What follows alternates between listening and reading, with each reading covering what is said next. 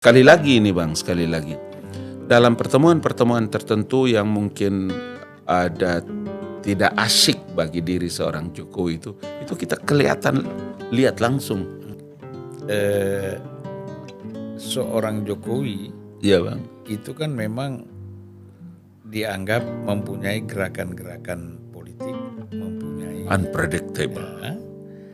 Kalau kita memulai sesuatu dengan prejudice, maka itu akan berjalan itu terus.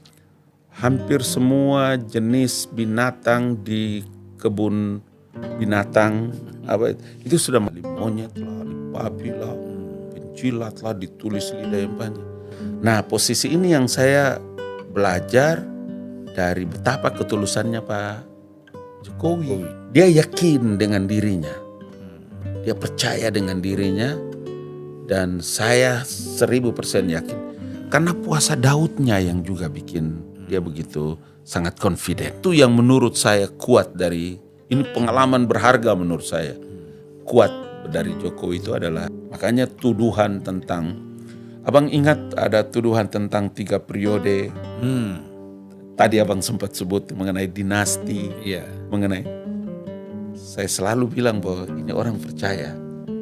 Kalau kita tahu ada istilah itu, biarlah anjing menggonggong, kafilah terus akan berlalu. Gitu Pak.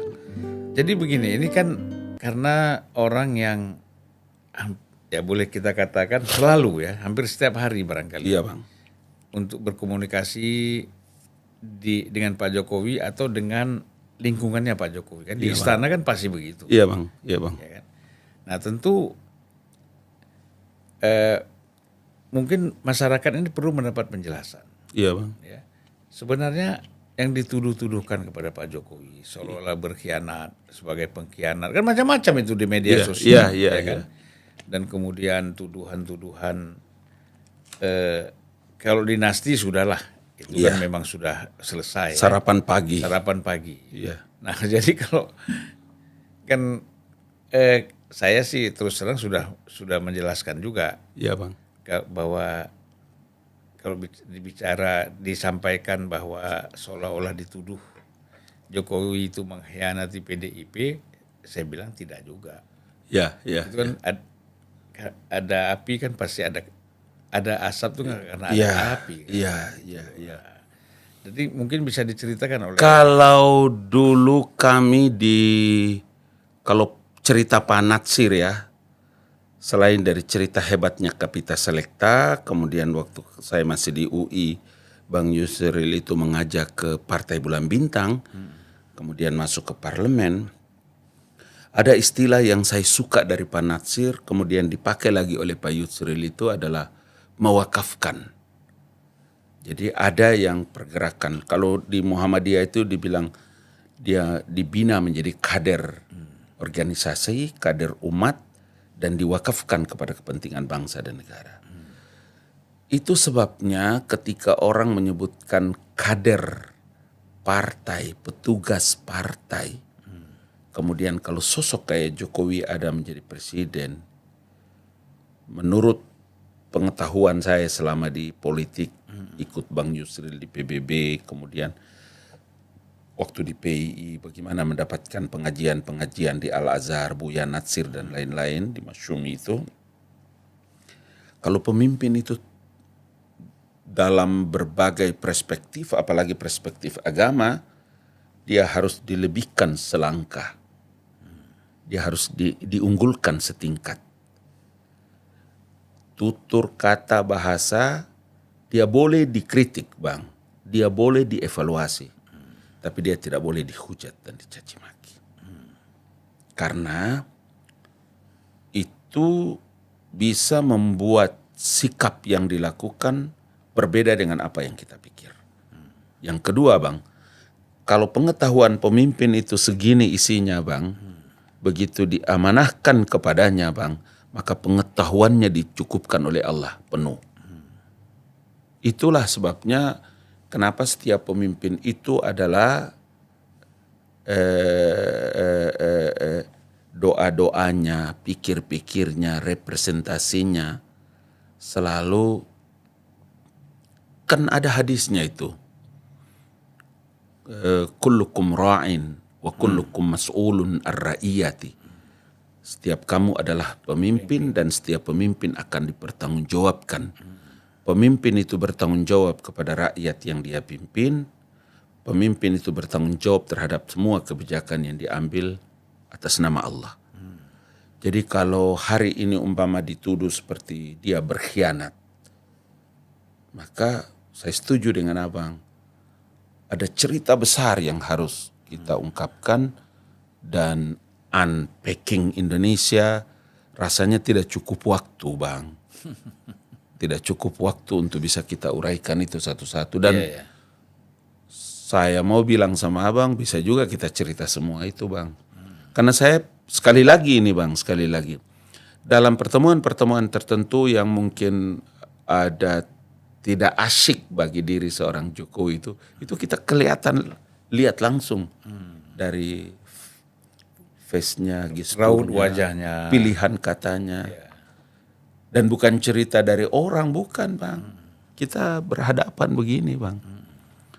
Jadi memang kalau abang sudah bercerita, saya hanya kasih bisa gambaran besar itu. Cuma pada ujungnya kalau menurut saya memang kalau kayak kita begini dalam melihat Indonesia, salah satu faktor yang bisa membuat orang mendapatkan satu keberkahan besar dari kepentingan Republik ini adalah bertemunya para opinion leaders. Waktu itu menurut saya rasanya abang adu di depan dan kami adik-adiknya dari belakang, kita mesti menggagas itu. Menurut saya, pandangan pikiran saya. Nah, kira-kira begitu, Bang. Minta ampun ini, Bang. Memang menarik ya. Iya, Bang. Artinya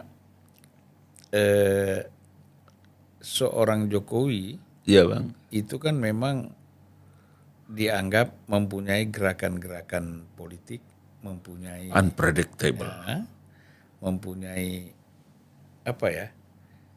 Kalau kita bikin gerakan kan seolah-olah ini aja ada tanda-tanda lah, Iya, Bang. ya kan? Yang mungkin orang tidak bisa menangkap sehingga orang menuduh. Iya, Bang. Kan ya kan?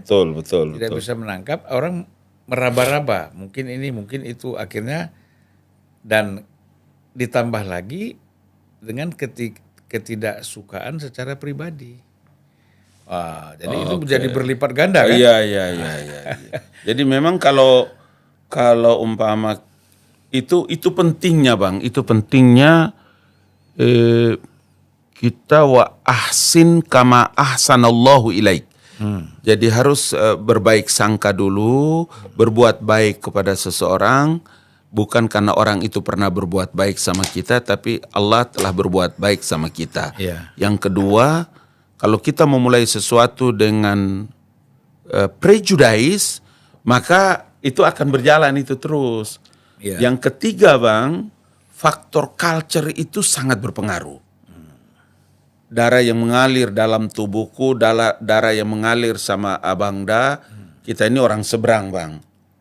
Suka kita bilang suka, tidak kita tabrak habis. Urusan nanti bagaimana itu belakang. Tapi culture di wilayah barat ini kan tidak, Bang. Orang suka bisa tetap dia senyum, dia tidak suka juga tetap bersenyum. Kapan dia marah, kapan tidak tahu dia marah dan tidak, itu hampir tidak bisa dibedakan. Yang bisa membedakan kita itu kalau lama kita bersentuhan, lama kita bergaul. Nah, jadi saya mau bilang juga bahwa ya dalam posisi inilah memang harus menurut saya dari pengalaman yang ada, mungkinkah kita memulai sesuatu tanpa pernah kita merasa curiga dulu sama orang? Boleh jadi apa yang dia sampaikan ini bisa sebab kalau di medsos, di Instagram, di X itu, di Twitter, di Facebook, di mana-mana, Bang, hampir semua jenis binatang di kebun binatang itu sudah melekat sama diriku. Izin minta maaf, ahli monyet lah, ahli papi lah, penjilat lah, ditulis lidah yang panjang. Tapi karena saya memulai dengan sesuatu yang saya anggap baik Iya. untuk kepentingan agama, bangsa dan negara dan keluarga, wah itu semua Iya, jadi Tidak positive thinking ya. positive thinking, berhusnuzan, Iya, iya. berbaik sangka. Nah, posisi ini yang saya belajar dari betapa ketulusannya Pak Jokowi. Jokowi. Karena kan bisa kita tahu itu Bang. Seumur-umur kita ini kita mengerti Bang. Kita lihat orang, kita lihat dia punya wajah, mata, dia bercerita. Tahulah kita Bang, tidak mungkin tidak tahu. Ya itu kan kalau orang menyelami dunia mistis ya, Ya Bang. bukan dunia klinik kan, klinik Ya, sama ya, mistis ya, beda mistis. ya. Beda. Dunia mistis, Ya. apapun latar belakangnya, Ya. pasti lebih bisa memahami tadi tuduhan-tuduhan, Ya. cacian makian itu Ya, dilihat bukan suatu ancaman, Iya Bang. tapi Oh iya. itu keberkahan kan. Iya. Masih banyak orang yang nggak suka sama saya, kemungkinan orang lebih bisa mengkoreksi dirinya kan gitu. Apa mungkin gitu yang pada diri Pak Jokowi itu barangkali? Kalau saya lihat ini Bang ya, ini hampir 10 tahun kita ada samping ini. Dia yakin dengan dirinya. Dia percaya dengan dirinya dan saya 1000% yakin. Karena puasa Daudnya yang juga bikin dia begitu sangat confident. Kami pertama kali datang mengenai IKN dan membahas IKN, semua orang tidak percaya Bang. Berapa kali terbang di atas dan dia menunjukkan tempat ini. Dia kasih tahu 2 tahun sebelumnya akan upacara di sini. Dia kasih tahu bahwa tahap pertama akan begini. Dan itu semua berjalan. Salah satu yang menurut saya kuat dari, ini pengalaman berharga menurut saya. Kuat dari Jokowi itu adalah dia confident. Dia percaya bahwa apa yang dia pikir dan dia berniat dan dia rencanakan, planning yang dia buat diridai oleh Allah Subhanahu wa taala. Makanya tuduhan tentang, Abang ingat ada tuduhan tentang 3 periode. Tadi Abang sempat sebut mengenai dinasti, Iya. mengenai, saya selalu bilang bahwa ini orang percaya. Kalau kita tahu ada istilah itu, biarlah anjing menggonggong, kafilah terus akan berlalu. Identifikasi anjing itu kan hewan binatang yang Tuhan ciptakan, tapi dalam meaning dan prototipe yang kita bikin itu sangat rendah kan, dan dibandingkan dengan kafilah, representasinya, pemimpin itu adalah representasi dari kuasa Tuhan yang turun. Kita menjadi khalifatullah, perwakilan Tuhan.